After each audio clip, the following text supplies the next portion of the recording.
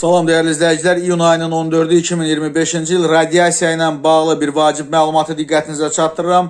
FH-nin nüvə və radioloji fəaliyyətin tənzimlənməsi üzrə Dövlət Agentliyi İzotop Xüsusi Kombinatı və Mülki Müdafiə Qoşunlarının radiasiya və kimya laboratoriyasının mütəxəssislərindən ibarət mobil qruplar tərəfindən ölkənin cənub sərhədləri boyunca 30 məntəqə üzrə, o cümlədən Naxçıvan Muxtar Respublikası ərazisində xüsusi cihazlarla radiasiya fonunun ölçülməsi məqsədi ilə müayinələr aparılıb.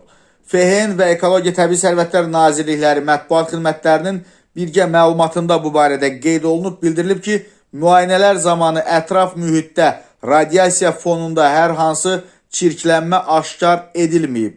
Müayinələr mütəmadi olaraq davam etdirilir. Həmçinin ölkə ərazisində, o cümlədən transsərhəd bölgələrdə radiasiya şəraitinə fasiləsiz nəzarət məqsədi ilə Astara, Beyləqan, Zəngilan, Sədərək və digər sərhədyanı rayonlarda Ekologiya və Təbii Sərvətlər Nazirliyi Ətraf Mühitin Monitorinqi Mərkəzinin avtomatik stansiyaları fəaliyyət göstərir və bu stansiyalar vasitəsilə radiasiya fonu üzrə gündəlik müşahidələr aparılır.